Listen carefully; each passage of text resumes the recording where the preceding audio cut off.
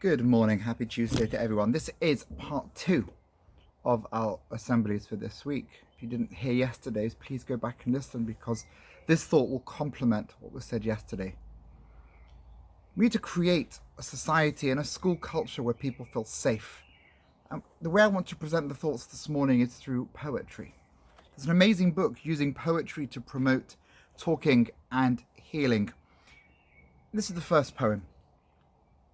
As they teased her, poked and pointed, jeering from behind the safety of their computer screens, she sat, silently crying. Tears slowly worked their way down her face, their journey practiced and familiar. Did they know how they hurt her? She wondered. Would they persist in this torture if they could see her tears? It's easy, she thought, to be cruel when your computer shields you from the pain you inflict, but so hard to escape when you're the one it's aimed at. So we torture and tease and hurt one another through methods that, when I was growing up, just simply didn't exist. To be a bully when I was a kid meant you had to confront another person, stand eye to eye, perhaps send a letter, but it would take 24 hours for it to get to its destination. But today, we have so many quick methods to communicate that people can tease and can hurt, can make fun of people, where they live, how they dress, how much money they think their families have, how smart they are, how they so much they struggle.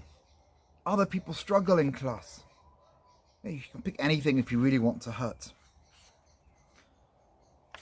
The next poem, called Frozen Out. She felt lonely and alone, even when the room was full.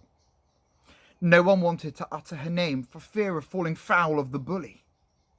The bully had picked her, singled her out as the victim. She was special, she supposed, but she didn't feel special.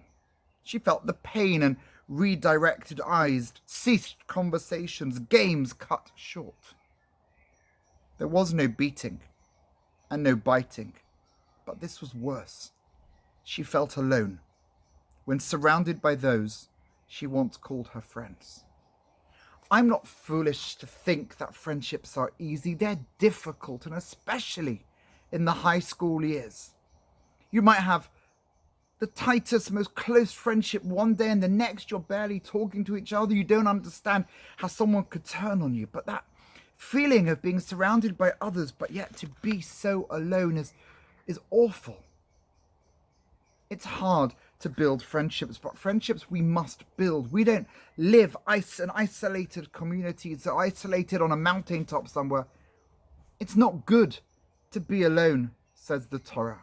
In fact, that's the first negative in the entire biblical text, that it's not good to be alone. We need friendships, but friendships are so difficult.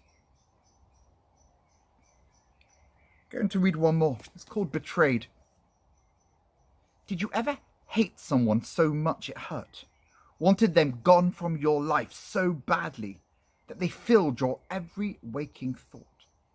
Told yourself they were worthless, their point of view irrelevant and misinformed, yet hung on their every word? Found yourself seeking their approval, though you know it can never be won? Waited for a sign that they care, that they cannot and will not give. All this time knowing their thoughts rarely turn to you, that they can destroy your life in an instant without even trying, that they truly don't care, but you do. You care so much that it hurts.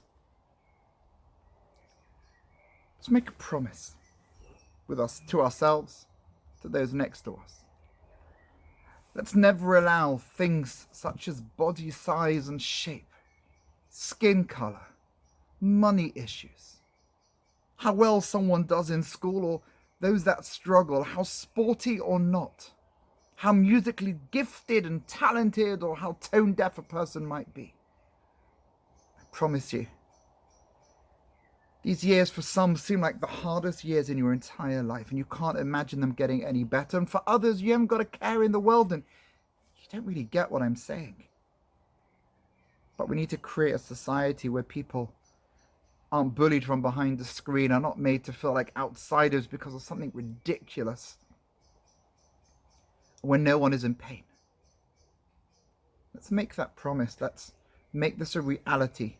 Again, as I said to you yesterday, starting with school and then branching out to the society and to the rest of the world. It can only happen if it's important to you. These are our values. This is what our school is. This should be the values of every school. Have a good day. Let's make it happen.